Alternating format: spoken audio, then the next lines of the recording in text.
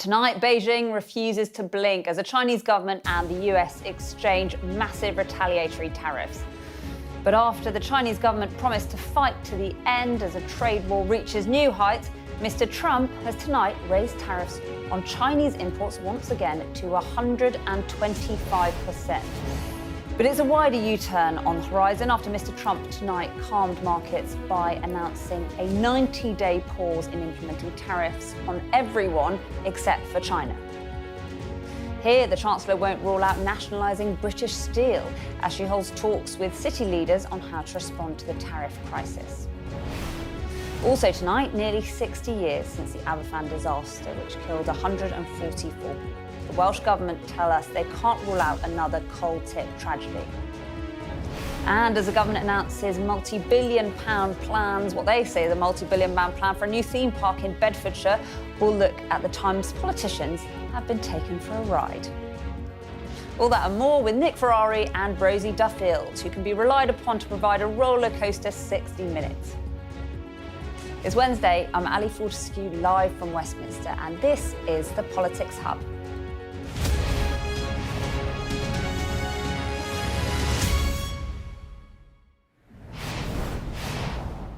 Hello, good evening. Welcome to the Politics Hub. Well, today, China raised tariffs on US goods to 84%.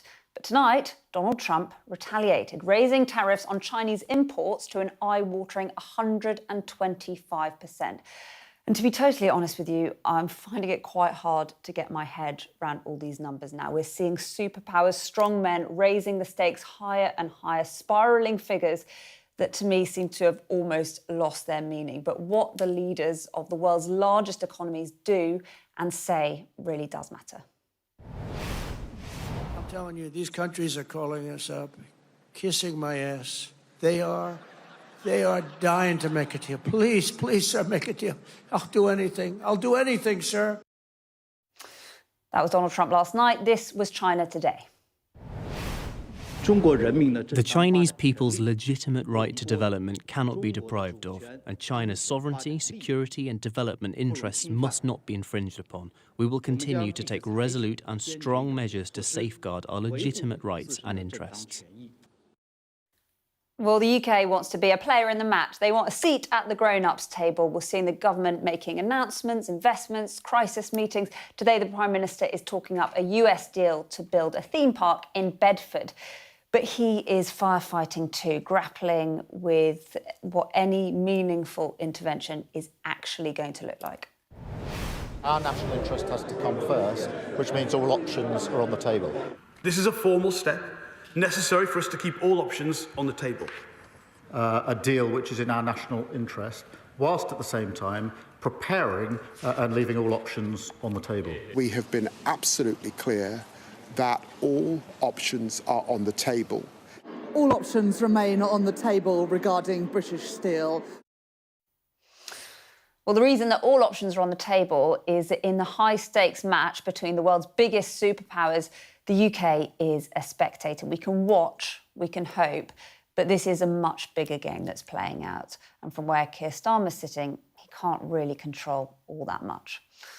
Well, in the last half hour, we've got this update from Donald Trump's move against China from his Treasury Secretary, Scott Bessent, alongside the White House spokesperson, Caroline Leavitt. We have just been overwhelmed by the response from mostly our allies who want to come and negotiate in good faith. So we are expecting them to come with their best deal. As I said a week ago today, don't retaliate.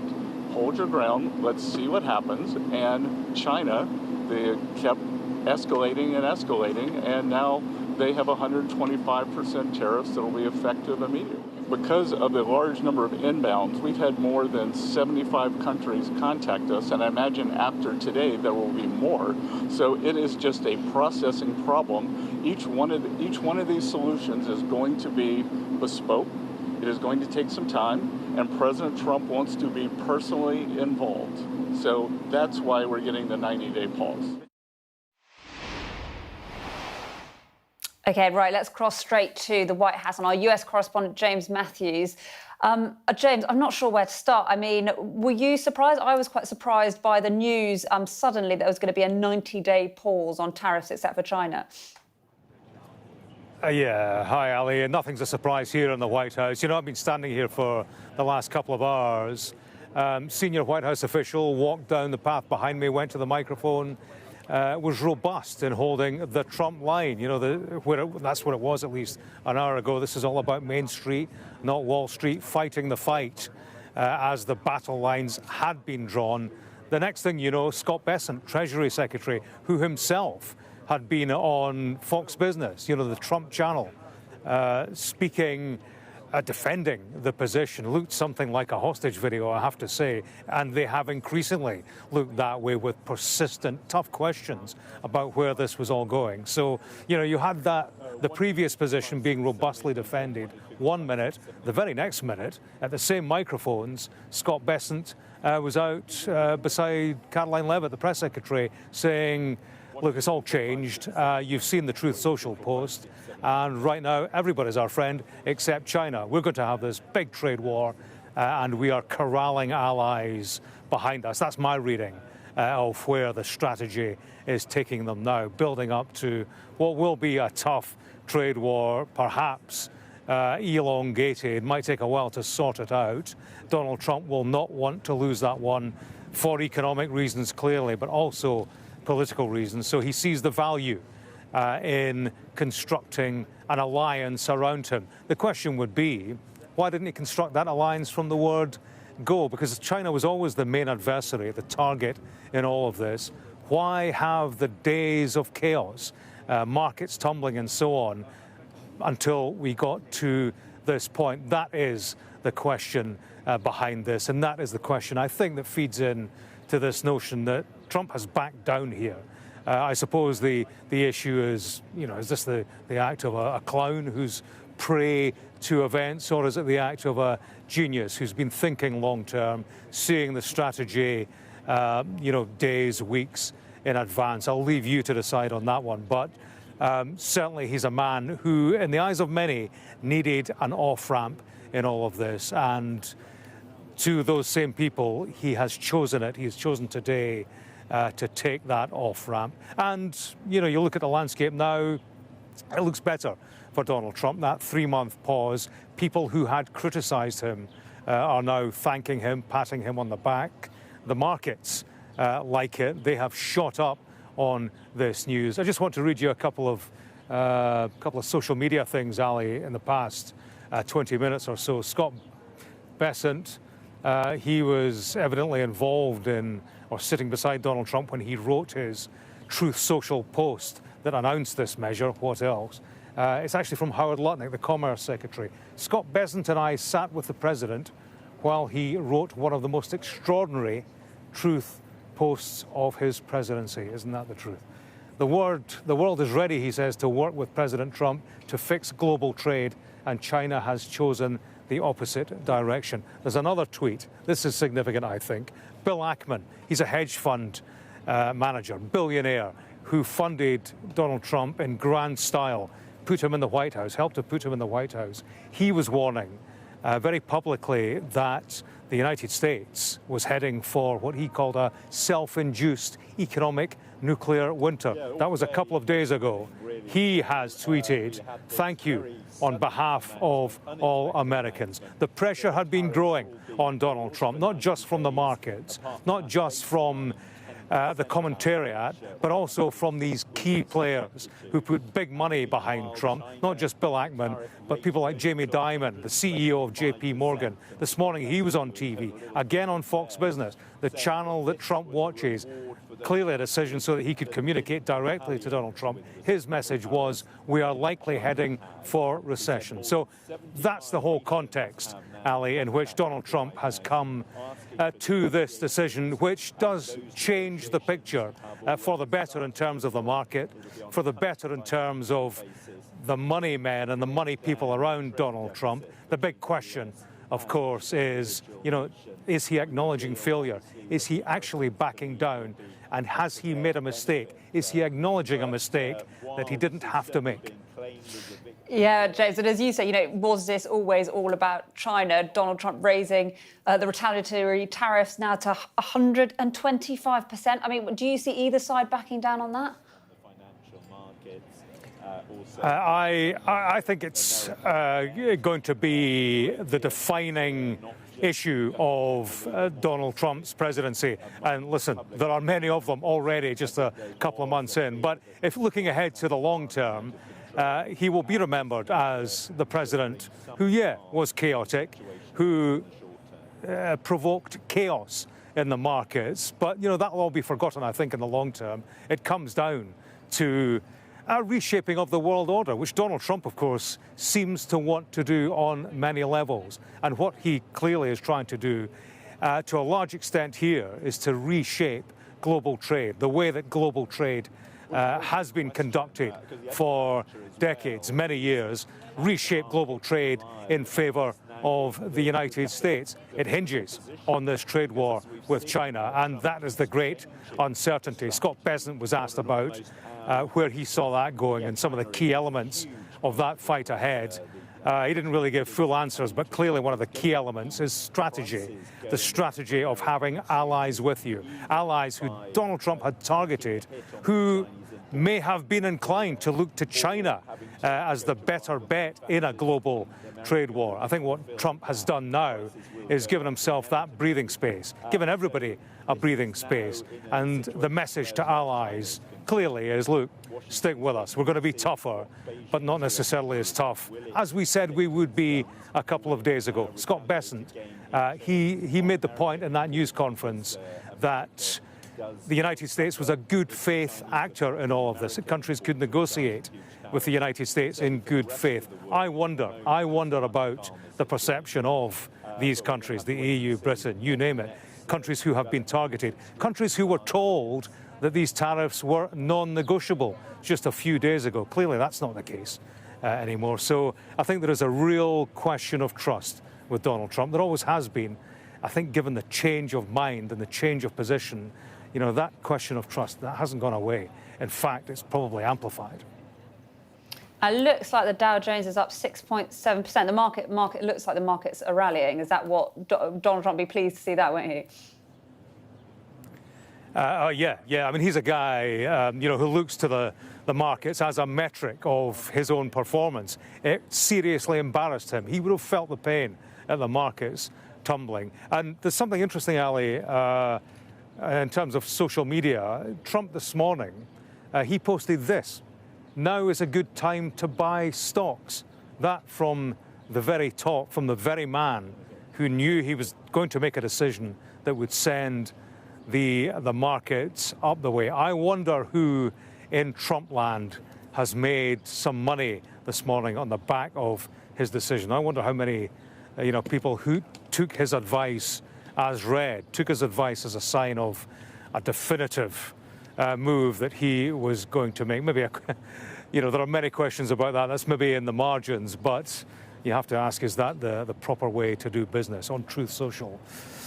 Guiding investors on the investments that they make. So, he's a man who perhaps has made people rich this morning.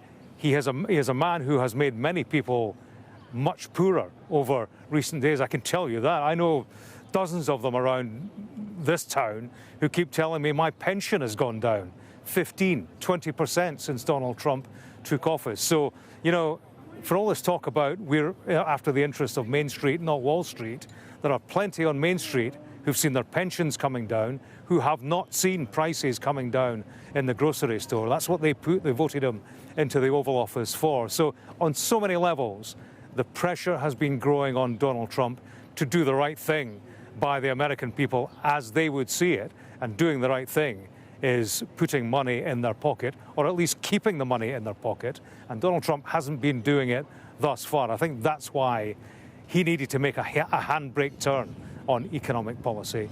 And perhaps that actually is the real reason he has made that move today. OK, James Matthews, thank you so much for keeping up with events from us from outside the White House. Thank you. Right, let's bring in our duo for this evening, shall we? Broadcaster Nick Ferrari and independent MP, former Labour MP Rosie Duffield. Thank you both. Thank you. Lots happening this evening. Nick? Yes. Is this all part of Donald Trump's master plan? Well, I think what we did at LBC is we dug up footage of Donald Trump, or videotape it was called in those days, from the 80s and 90s. What is bewildering is that people are surprised by what he's doing. This has always been his mantra. If you look at what he was saying when he was a property developer and hotelier in New York, he always believed in this kind of trade. And then we know as recently as, I think, September, October, he said tariffs is my favourite word. What we need now, in my belief, he needs to do a deal with somebody. This is the great deal maker, the art of the deal. So whether it's with the European Union, whether it's with the UK, possibly not, because although we're important, we're not like number one in the UK. As soon as he can do a deal, he gets the off-ramp. He says, I've been vindicated, look at the great deal, look at the deal I've done with whoever, the European Union, whatever it doesn't matter. And then, because to James's point, all his buddies who all own companies, they will be talking to him about the stock market. It is tanking. He needs a way out. He needs a deal. And then other deals will follow. Rosie, oh my gosh, I think Nick's hit the nail on the head. I mean, it's almost Trump's dopamine, isn't it? We're kind of watching him play games and definitely something like that. But we're seeing who's going to blink first. It's like a giant game of chicken, and it's all very well. Maybe he knows what he's doing, and I think it's about time someone did stand up to China. Actually, controversial. I agree with Trump on anything, but you know, in the meantime, like James said, people are worried about their pensions, their investments if they're lucky enough to have them, but even the vital drugs that people need to save their lives. You know, all of that, the availability of these things moving into the continent, you know, that's all quite frightening stuff, actually. I mean, you know, this is a UK political programme, but it feels like we are talking a lot about the US. But Nick, you know, are we kind of helpless in all this? Is the government just watching on, waiting to see what happens with these two strong men? Well, I think we've always valued the special relationship slightly more than perhaps the US have valued the special relationship. And indeed, France thinks they have the special relationship. So it's a bit like they're cheating. You know, there's quite a lot of special relationships going on here. Well, yes, we're a small part player, aren't we? We do have this unexpected, unanticipated, unforecast Brexit bonus that we've not been clobbered as much as the EU, so there's something there. But yes, we probably are seeing that we like to think we punch with a greater weight than we do. Oh, for the opportunity to do a trade deal. But, and Rosie can speak far better to this, what concessions might the government make? You know, there's the online safety bill, which supposedly is not on the table, it's not for negotiations. Well, respectfully, politicians often say that, and then suddenly it all changes. There's the health service. There's so many things that they might want to talk about. Yeah, obviously that's the scary thing for us politicians, and our constituents are writing to us all the time, and we don't know what to tell them yet. It's literally a situation in flux. I think we can go to Chuck Schumer very quickly speaking in the US Senate. Stop planning what they're going to do in the future. Many businesses are just putting everything on hold. The desire to hire a new worker or train a new worker, the desire to build a new plant, the desire to try a new product, all on hold. Because nobody knows what the heck is going to happen next, given the chaos of this administration. Consumers, we've seen consumer confidence plummet. And the bottom line is that consumers are holding tight because they don't know what the heck is going to happen. So this is just, every day, it becomes worse and worse and worse in terms of the chaos, in terms of the unpredictability, and in terms of the logic. They keep changing their minds about what they're doing, why they're doing it, how they're doing it, and the only victim is the American public, American consumer, the American citizen, the American business. Who is next? Senator Gillibrand. Thank you. Well, I couldn't agree more with Senator Schumer. The chaos and volatility in our economy is so destructive. President Trump may have paused these reciprocal tariffs, but he's maintained a 10% tariff on all of them. Businesses will now not invest in new projects or expand their workforce because they have no idea of what is coming next. A 90-day pause means they don't know what's going to happen at the end of the 90 days. A 10% tariff is still going to hurt our families. These tariffs and this trade war are absurd. They're going to increase costs for everyday goods, from food to housing, to anything you buy for your family or your children. It's going to fuel inflation. The cost of everything will continue to go up, and it will slow our economic growth. It hurts families, it hurts children, it hurts our seniors, and I've heard from my constituents all across New York State. Well, that is the latest from Chuck Schumer, the Senate Democrat leader. In Washington, the Democrats clearly trying to seize on everything that's going on. Let's get some reaction here in the UK, responding to news that Donald Trump has paused higher tariffs against most countries for 90 days. Liberal Democrat leader Eb Davey has said this is Donald Trump's Liz Truss moment. He's being forced into an embarrassing climb down. Now we need to get him to go further and get rid of his remaining reckless tariffs. That means an economic coalition of the willing and uniting with our allies. Let's bring the panel back in, Nick and Rosie. Yep. So Lib Dems saying that this is the US President's Liz Truss moment. Is that fair? I don't think he'd be saying that if he was having to do the negotiating. We're not hearing that sort of language from Keir Starmer. And obviously at the moment, Keir Starmer, everyone's on hold. And this potential sort of break for 90 days, I think that's why you've seen him sort of get excited about these investments and talk about other things, because what can we do? So, you know, it's all very well to say that, but I'm not convinced. Maybe he does know what he's doing. He's really good at the art of the deal. So was Ed Davey riding a hobby horse or falling off a paddle board or dressed as Coco the Clown when he came up with that? Obviously, they've got a dividing line on this, the Lib Dems, haven't they? They are talking out against Trump. Yes, they do. Look, the retaliatory aspect is ridiculous. What's that famous saying? An eye for an eye makes everyone go blind, or whatever it is. It's far more eloquently put like that. And that is what we are... Pardon? Was it Gandhi? Nick Ferrari, actually. Please. Sorry. It may well have been Gandhi. I don't know who said it. It's very nice if you do credit me with that. And that is the reality of what happens here. So, yeah, to the point, the pause is obviously welcome.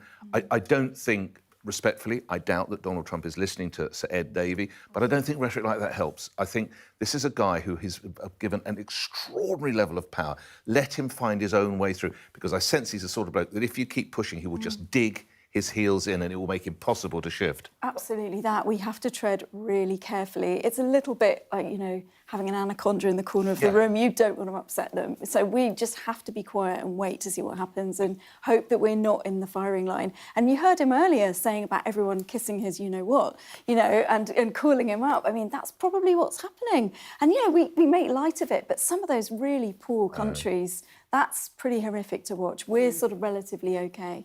But, you know, you do worry about those countries in Africa. And we were talking before about a trade deal. You know, how far could we see the government go, do you think, with concessions?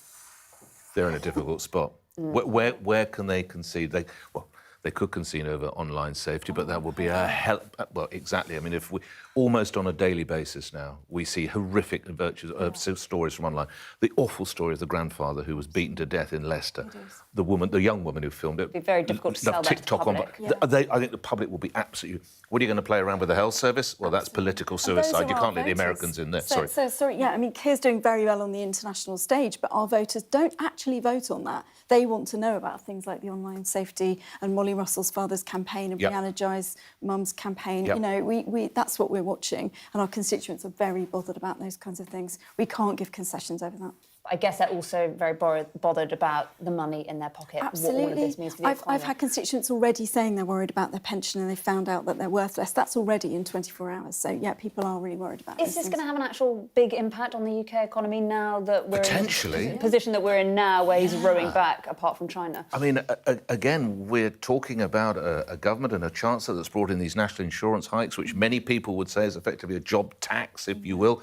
I'll let your own viewers make up their mind there, but it's not an easy time. We had the story today that millionaires and billionaires are leaving this country at an unprecedented... Now, I know a lot of viewers will be saying good luck, good riddance, goodbye. It's so wrong to say that. These are the wealth creators.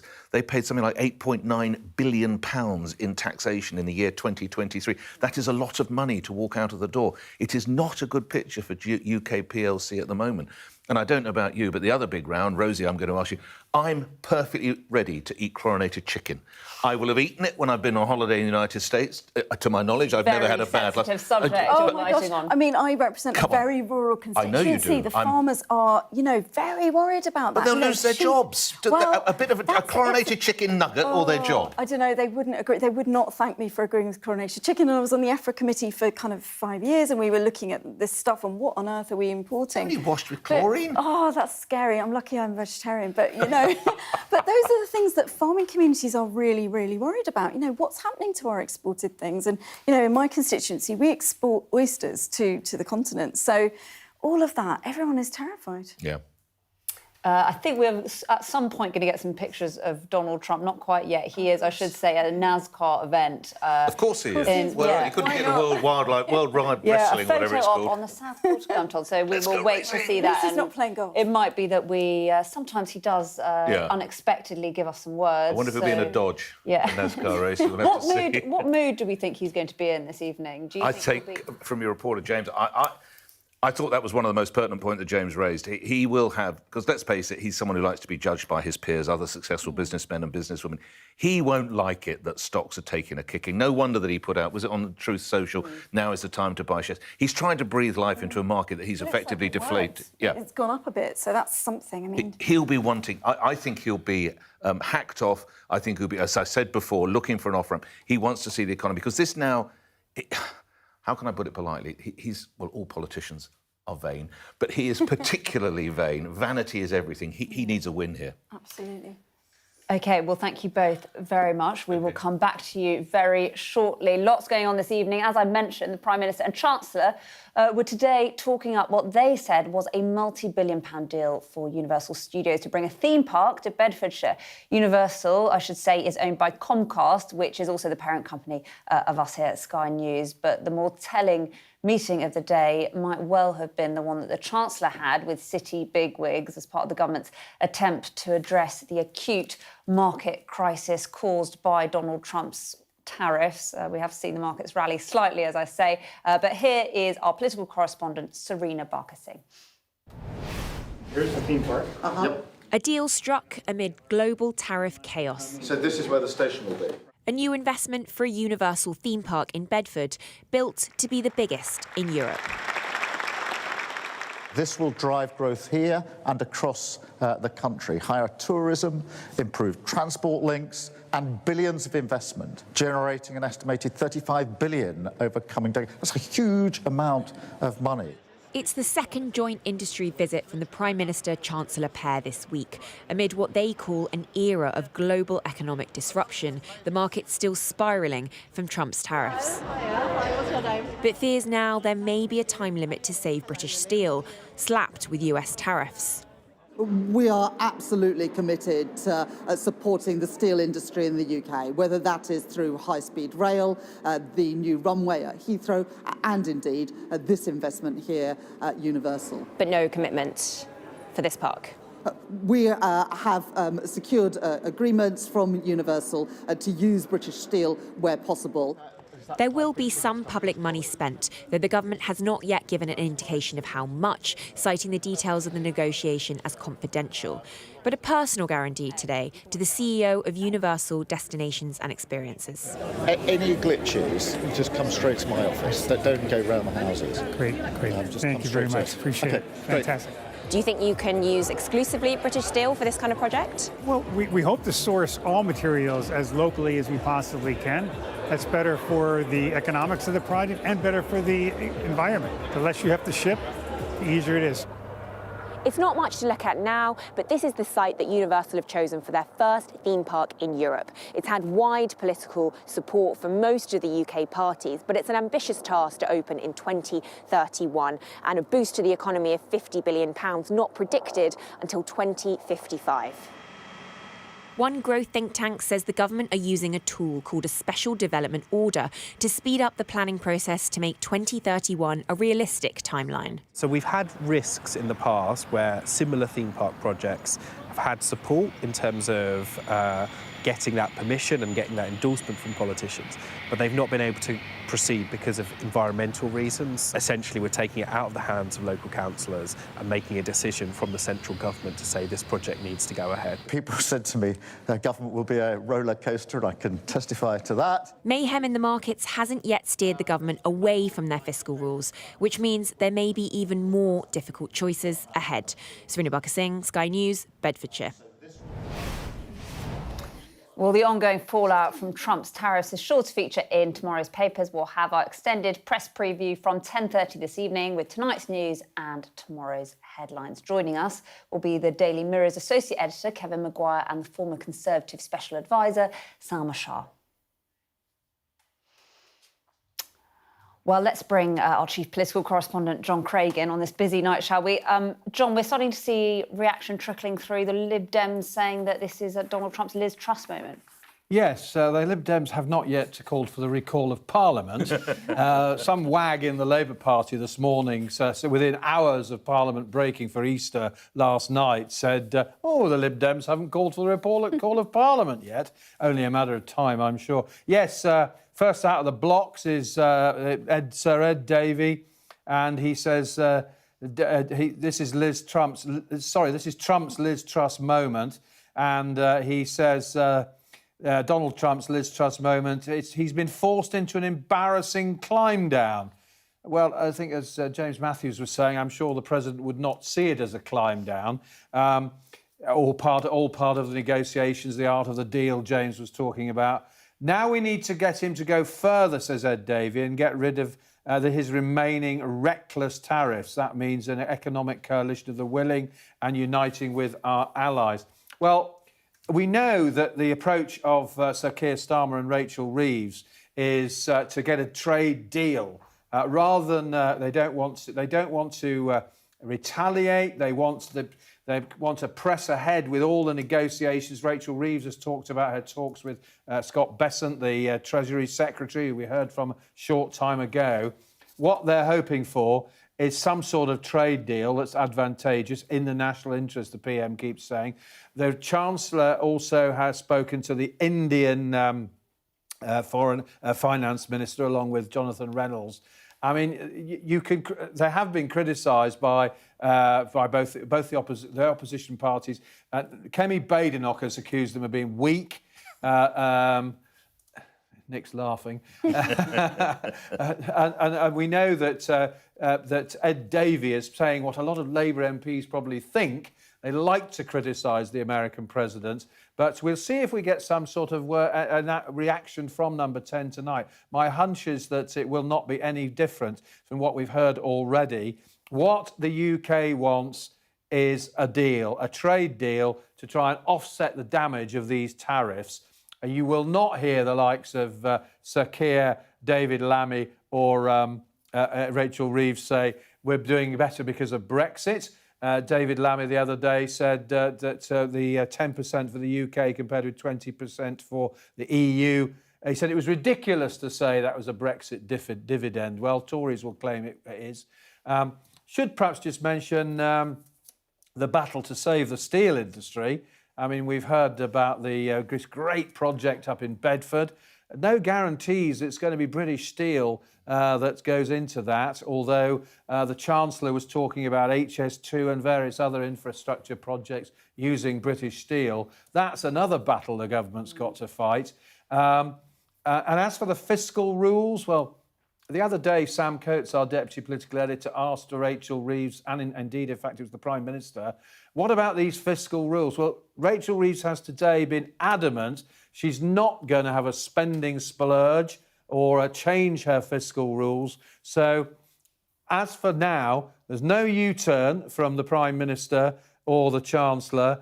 Mrs Thatcher famously said, U-turn if you want to, the lady's not for turning. Well, this Prime Minister's not for turning yet, and they're hoping to get a deal. They're hoping that this special relationship, the good relations they hope between the PM and the President will bear fruit in the long term. And you keep hearing these words, calm and pragmatic, cool heads, no knee-jerk reaction.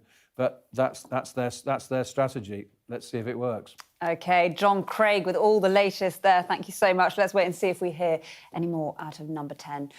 Well, in the last hour, we've got this update on Donald Trump's move against China from his Treasury Secretary, Scott Bessent.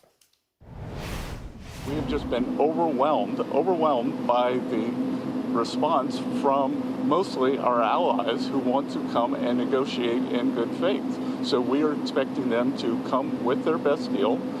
As I said a week ago today, don't retaliate. Hold your ground, let's see what happens. And China, they kept escalating and escalating, and now they have 125% tariffs that will be effective immediately. Because of the large number of inbounds, we've had more than 75 countries contact us, and I imagine after today there will be more. So it is just a processing problem. Each one of these solutions is going to be bespoke. It is going to take some time, and President Trump wants to be personally involved. So that's why we're getting the 90-day pause. Well, this is a live shot from the White House. We are expecting Donald Trump any moment now at a NASCAR event. Big names in racing are going to be there with him on what has been a very changeable evening. Lots going on in the US that's going to have an impact back here in the UK. We have heard that there is going to be a 90-day pause on tariffs for all countries from the US except for China. The President of the United States doubling down, raising tariffs to China to 125%. Let's see if that figure can get any higher and what that means for all of us watching on. Let's bring our panel back in, shall we? Nick and Rosie, a lot going on this evening. We were talking about the impact that this is going to have here in the UK.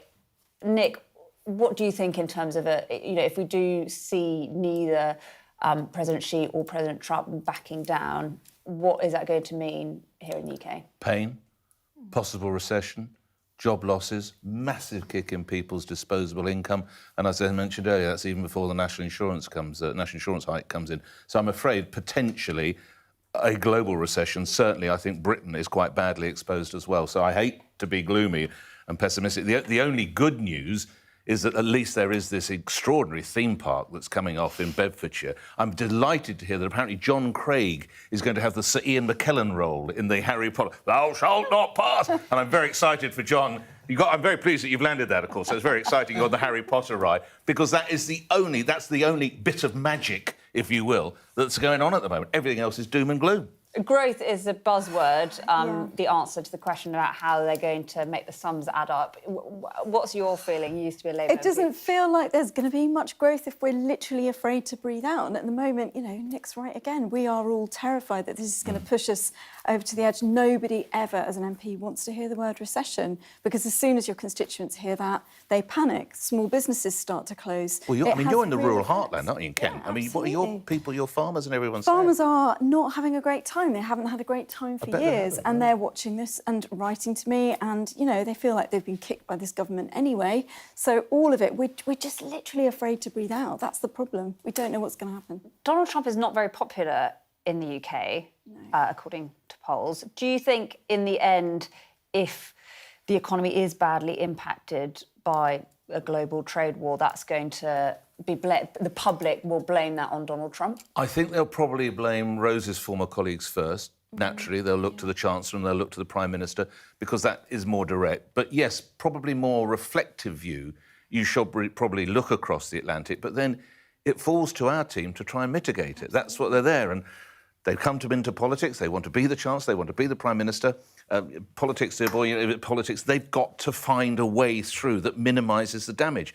What your viewers have to ask themselves now is this a team to be able to do it? Yeah, and we mentioned Kemi Badenoch, of course. She was the Trade Secretary, so she is probably well placed to criticise pretty much everything that they're doing, because she knows her stuff in this area. So, I'm not sure how au fait they are with doing these trade deals, this particular team, but again, we're just watching and we're just hoping they don't mess it all up. What do you think the mood in the Labour Party is right now? It's still got pretty friends in the grim, party? if I'm honest. It's pretty grim. You know, my criticism of Keir is that he doesn't ever engage with certainly the veteran backbenchers, some of whom have been in government before. So, you know, we used to get our sort of just everything by email from central office. I hope he's engaging more with the backbenchers now, but I don't fear, you know, I don't feel that that's the case, I'm afraid. So the mood is pretty grim and pretty scared.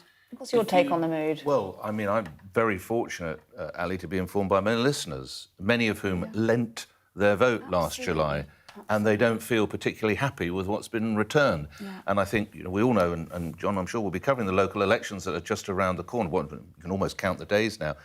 And I'm sure Rose is far more au fait with what's happening in Kent, but that lending is not going to continue through those local elections. I think the mood, I would have thought, in numbers 10 and number 11 and Labour Central Command is quite jittery about next month. Absolutely that. It does feel as though they're going to pay a heavy price for things like winter fuel allowance and all of the doom and gloom that they've inflicted on people through the national insurance contributions that are already making smaller businesses really frightened. Where will the public turn, though? Kemi Badenoch doesn't seem to be polling well. I think it's going to. Do you really think? I do. I mean, there's again, John probably knows better than I do, but is it 87 seats where Reform came second, or a high number like that? It is thought that if they went to the polls today, Reform will get the whole damn lot. These are parliamentary seats, by the way. This is not. I think they're offering. They're taking the fight to Labour. You can hear Keir really Starmer absolutely. Every tweet that the Labour Party put out is about Farage, isn't it? I don't think Mrs Badenoch has really found her feet yet. I'm not saying that she won't, but I don't think they're really moving like an oiled machine. Whereas Farage, whatever you say about him, he is an extraordinarily adroit campaigner. He is. This is his meat. He's a great communicator with those people who are very fed up with Labour. You know, no matter what I think of him personally, he's doing that communication job. And Keir Starmer does seem, it feels as though the Labour Party are the party of barristers, not baristas at the moment. And it's baristas and people like that who are feeling it in their pocket. OK, thank you both. We will, of course, be coming back to you very soon. But I'm pleased to say joining me now is Meredith Crowley, a professor of economics at Cambridge University. Thanks for having me. Thank you so much. I mean, in your career, have you seen anything like this? What do you make of what's happening this evening? No, we haven't seen anything like this in the 20th or 21st century. So this is unprecedented in world history. We've never had a time when we've had such high volumes of trade, you know, under threat of sort of halts from such high import taxes at the border. How dangerous is a trade war between China and the US? Well, the consequence is economic. So one would expect, based on the studies that took place in 2018 from the first round of Donald Trump's increases in tariffs, that in the long run, say at 2.5, 3 years, the full cost of the import tariff is going to go into consumer prices. So that would be if the tariff has gone up, say, on the EU, 24%, merchandise from the EU, you would expect is actually going to rise in price in the US by 25%. In the case of China, where these tariffs are, 104%, 125%, they're so high that, essentially nobody's going to want, very few people would want to buy those goods at double the price. And so probably you're just going to see a cessation of much of that trade. In the 2018 round, when, tariffs were between 20 and 30%, that led to about a 30% decline in Chinese exports to the US. So about, a third of the trade that China had been sending to the US just sort of dried up completely. I mean, yeah, as you say, and it's just looking at these numbers, 125%. I'm not an economist, but I'm finding it quite hard to kind of comprehend what that actually means. Can you just give our viewers a sense of how significant that is and what it means? Well, so for a 100% tax would be if something were a 10, say, pound T-shirt, and you had the full cost of that import tariff on the T-shirt would now cost 20 pounds. If you're talking about a 1,000-pound iPhone and you have 100% tax on that, you're talking about that iPhone would now cost 2,000 pounds. So, at that point, you really don't, maybe somebody's going to pay 20 pounds for a T-shirt, but why would you buy one from China if there's a really, nicer, equally nice one available from Vietnam that only faces a 46% tax, which, is still very high. But if there are other countries that can supply those goods without such a high import tariff, you're probably going to move to those countries. You're probably going to shift your purchases to coming from those countries, is what I mean. And in terms of the markets, it looks like we are seeing the markets rallying this evening after the announcement of the 90-day pause on countries except China. Do you think that is the end of the kind of big jeopardy we've seen in the markets? I don't think so. I think that, it's still, to me, and I think to a lot of business people, unclear exactly where this will end and what the president's ultimate goal is.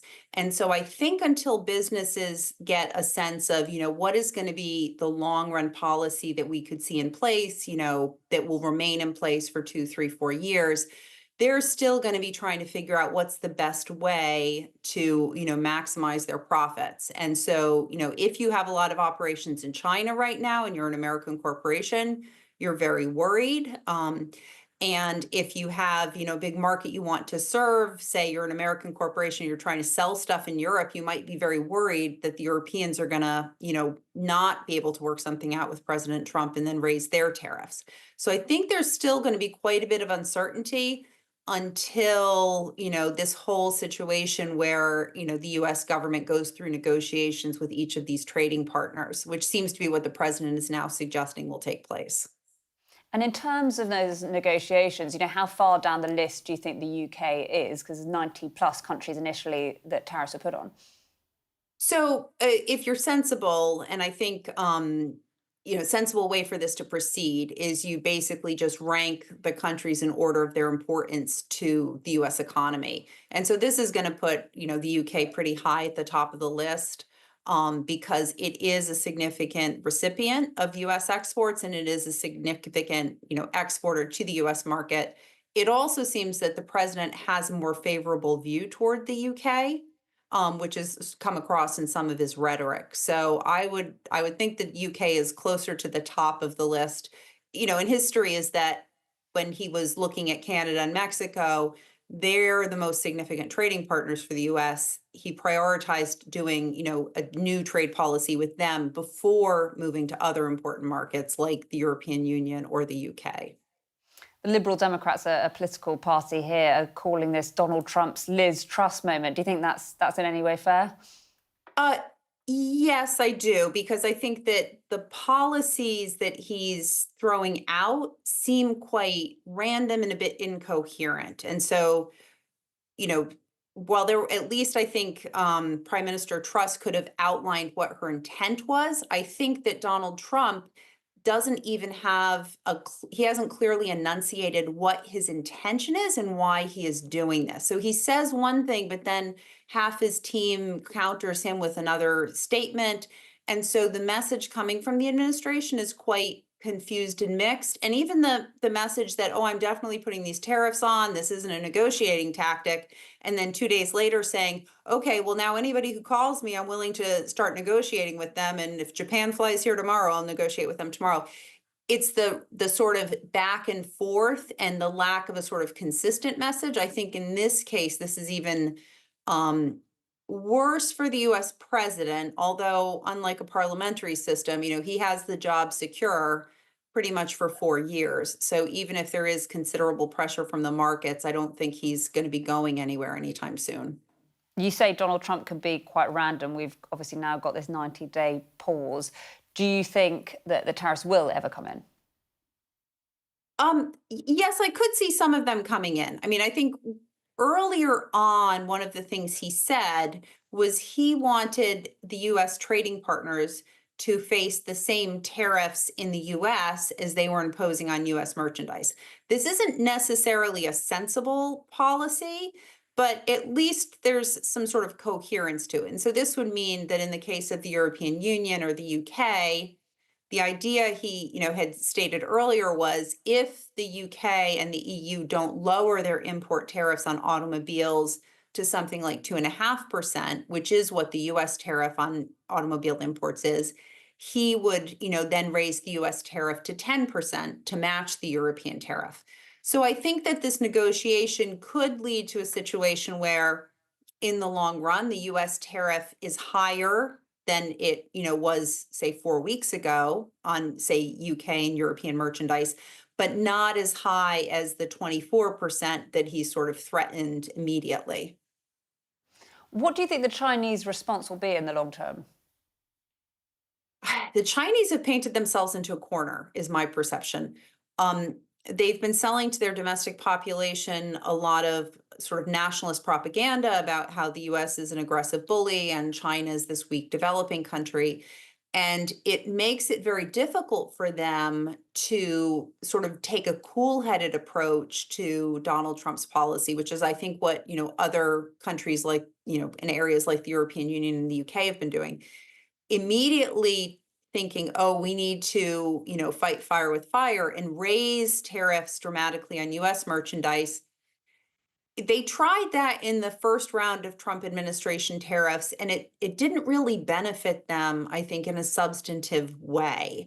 And so I think if they wanted to move to a negotiated settlement, it might have been easier if they hadn't immediately ratcheted up the rhetoric. But at the same time, it's not a democratic country where the government has the popular support of the people.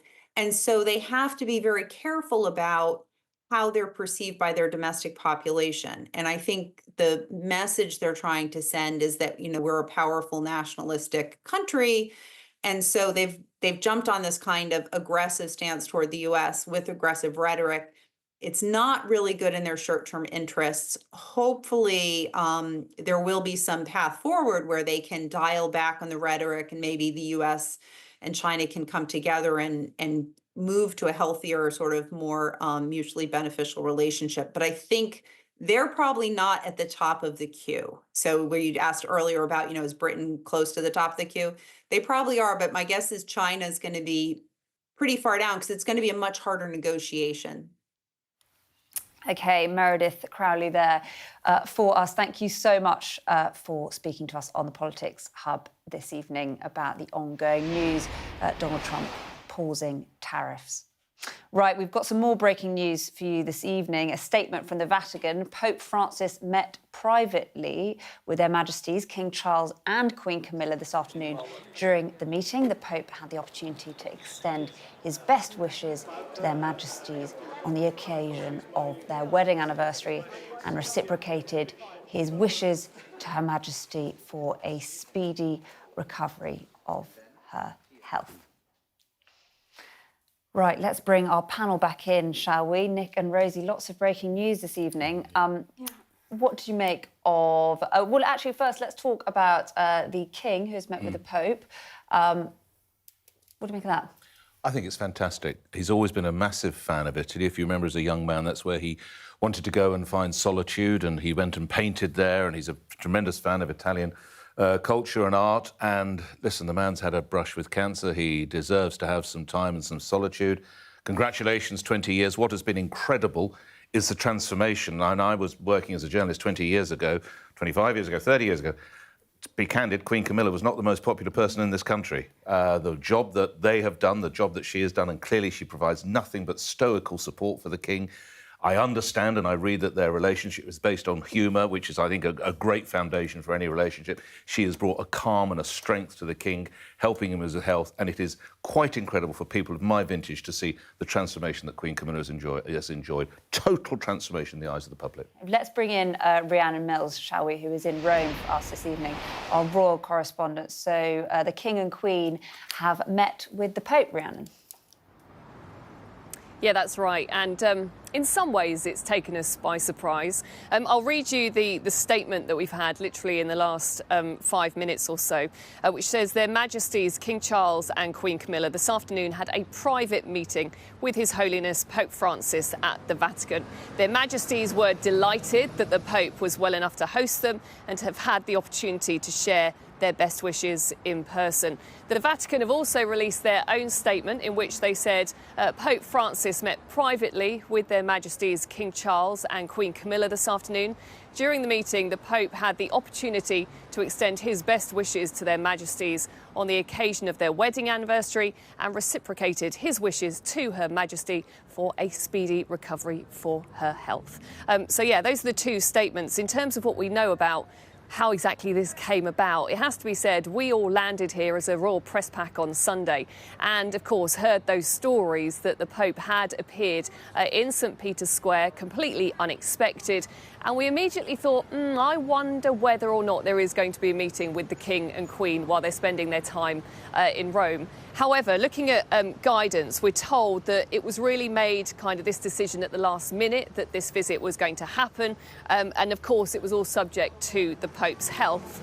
Also, apparently, the Holy Father had issued an invitation to their Majesties for this private audience, because of course there was meant to be a whole day of festivities and meetings that was due to happen, because ultimately this state visit they're carrying out here in Rome was meant to be two state visits, one to Rome and one to the Holy See. But because of the Pope's ill health, it meant that that part of the visit had to be cancelled.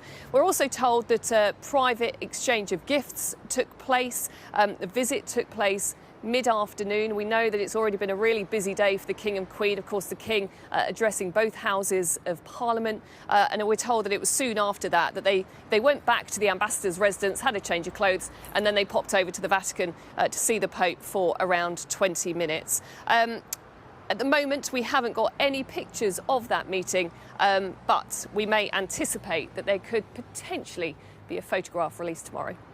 OK, thank you very much, Rhiannon Mills. Let's bring our panel back in for one final time on this busy evening. Closing thoughts.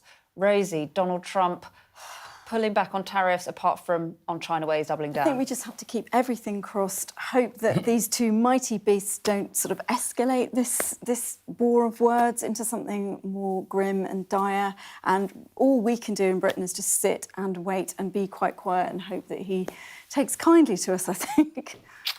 Well, the Sky News cameras have been trained on those two racing cars, haven't they, outside the White House? One can only assume President Trump is having a very long pit stop for whatever reason it might be, because we're all waiting for him to come out to see what he has to say. You know it's going to be box office, whatever he does say. It always is. And as I say, they will probably have whiplash in Washington tomorrow morning, because they will set off tonight in one direction. He'll do a U-turn in that sports car and will come back completely the other way. So watch this space. And there we are, the pictures we're showing you now. We're waiting for Donald Trump to appear. In fact, a door is opening. Is that him? Racing ovals. There we go. That is him. He is coming out on a day where he has just announced a 90-day pause on tariffs, excluding China, where tariffs have been raised to 125%. I should say he is at a NASCAR event that's happening. There's a photo opportunity on the South Portico outside the White House. Big names in racing will be there. Of course, Donald Trump can be quite unpredictable at these photo opportunities. So we wait to see whether he will, what we will have to say, whether he will say much to the media. In fact, it looks like he's just gone back inside. So as I said, he was unpredictable.